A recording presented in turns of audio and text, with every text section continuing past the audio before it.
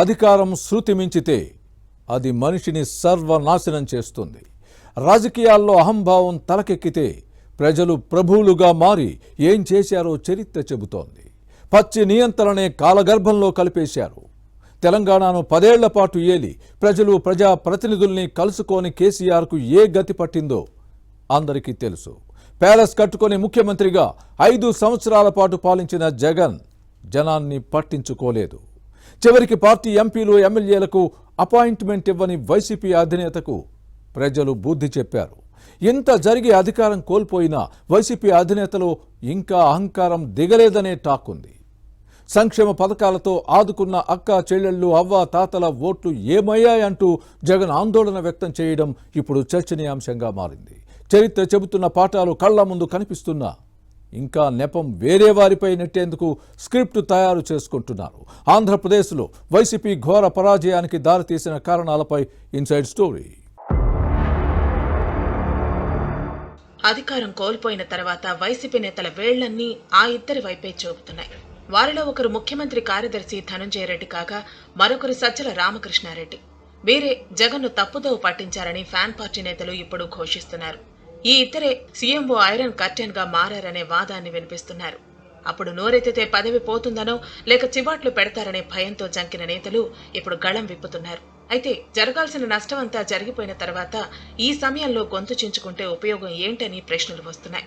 చేతులు కాలిన తర్వాత కాళ్లు పట్టుకున్న చందంగా ఉందనే వాదనలో ఉన్నాయి.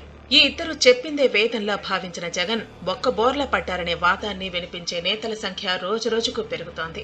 రాజానగరం మాజీ ఎమ్మెల్యే జక్కంపూడి రాజా, తుని నుంచి ఓడిపోయిన మాజీ మంత్రి దాడిశెట్టి రాజా ఈ కోవలోకే వస్తారు.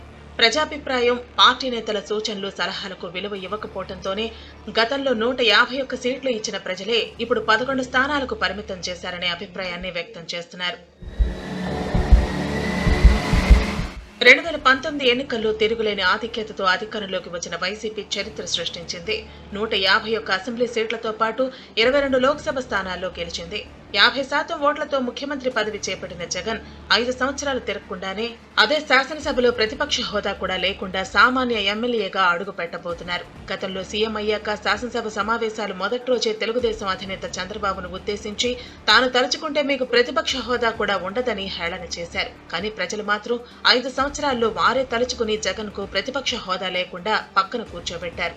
అప్పులు, అరాచకం, విధ్వంసం, వేధింపులతో 5 ఏళ్ల పాటు సాగిన పాలన పట్ల ప్రజలు విసిగి వేసారిపోయారు. బయటకు మాట్లాడలేక బయటపడ్డారు. నోరెత్తితే కేసులు, ప్రశ్నిస్తే అరెస్టులతో జగన్ జమానా సాగింది. ప్రజావేదిక కూల్చివేతతో ప్రారంభమైన విధ్వంసం 3 రాజధానులతో అమరావతిని నాశనం చేయటం కూడా కళ్ల ముందు ప్రజలకు కనిపించింది. పోలవరం మూలన పడింది. రాష్ట్రంలో అభివృద్ధి మచ్చుకైనా కనిపించలేదు. సంక్షేమ పేరిట పేదలకు నిధులు పందారం చేస్తున్నామని చెప్పుకున్న వైసీపీ పాలకులు 11 లక్షల కోట్లు అప్పులు చేశారు జగన్. దీనికోసం ఇంటి పన్ను, చెత్త బాక్స్, విద్యుత్, ఆర్టీసీ ఛార్జీలు పెంచారు. మద్యం, ఇసుక, మట్టి మాఫియా రాష్ట్రంలో రాజ్యమేలింది. ఈ నేపథ్యంలోనే ప్రజలు మాట్లాడేందుకు కూడా భయపడిపోయారు. సోషల్ మీడియాలో పోస్టులు పెడితే అరెస్టు చేసేవారు. ప్రభుత్వానికి వ్యతిరేకంగా ఉన్న వాటిని ఫార్వర్డ్ చేస్తే అర్ధరాత్రి, అపరాత్రి అన్న తేడా లేకుండా ఎత్తుకు వెళ్లి హింసించేవారు. నిబంధనలకు విరుద్ధంగా మిడ్ నైట్ గోడలు దూకి సాగించిన అరెస్టుల పర్వంతో ప్రజలు విసిగి వేసారిపోయారు. ఇచ్చాపురం నుంచి తడా వరకు ఒకే రకంగా ఆలోచించడంతో వైసీపీని 11 స్థానాలకే పరిమితం చేసి ప్రతిపక్ష హోదా కూడా ఇవ్వకుండా పక్కన పెట్టేశారు. అంతేకాదు, కేబినెట్ లో జగన్, పెద్దిరెడ్డి మినహా మిగతా మంత్రులు ఘోర పరాజయం పాలయ్యారు. ఇంత జరిగిన ముఖ్యమంత్రి వైఖరిలో మార్పు రాలేదని ఆ పార్టీ నేతలే స్పష్టం చేస్తున్నారు. తాను అమ్మఒడి, పెన్షన్లు, ఫీజు రియంబర్స్మెంట్ వంటి పలు సంక్షేమ పథకాలను అమలు చేసిన విషయాన్ని గుర్తు చేస్తున్నారు. కోట్లాది మందికి లబ్ధి చేకూర్చితే వారందరి ఓట్లు ఏమయ్యాయని జగన్ అమాయకంగా ప్రశ్నిస్తున్నారనే టాక్ ఉంది. అంతేకాదు, తనకేం జరిగిందో తెలుసని కానీ ఆధారాలు లేవని వ్యాఖ్యానించారని పార్టీ వర్గాల్లో వినిపిస్తోంది. ఓడిపోయిన వైసీపీ అభ్యర్థులు, నేతలు అందరూ ముఖ్యమంత్రి పేషీలో ఉన్నవారే జగన్ను ముంచేశారని అంటున్నారు. ధనంజయ రెడ్డి సీఎంను తప్పుదోవ పట్టించారని సాక్షాత్తు మాజీ మంత్రి దాడిశెట్టి రాజా కామెంట్ చేయడం గమనించదగ్గ విషయం. సజ్జల తప్పుడు సలహాలు కొంపముంచాయని చెబుతున్నారు. ఈయన వ్యవహరించిన తీరు పార్టీని కోలుకోలేని విధంగా దెబ్బతీసిందనే విమర్శలు ఉన్నాయి. అప్పటి పెడని ఎమ్మెల్యే జోగి రమేష్ ప్రతిపక్ష నేత చంద్రబాబు ఇంటిపై దాడికి వెళ్లినప్పటి నుంచి దరిద్రం చుట్టుకుందని భావిస్తున్నారు. చంద్రబాబు సతీమణి నారా భువనేశ్వరిపై అసెంబ్లీ వేదికగా చేసిన అనుచిత వ్యాఖ్యలు ఫ్యాన్ పార్టీపై ప్రజల్లో వ్యతిరేకతను పెంచాయి. ప్రతిపక్ష నేత అరెస్టుతోనే ఫ్యాన్ పార్టీ ప్రభుత్వానికి పతనం ప్రారంభమైందని చెబుతారు.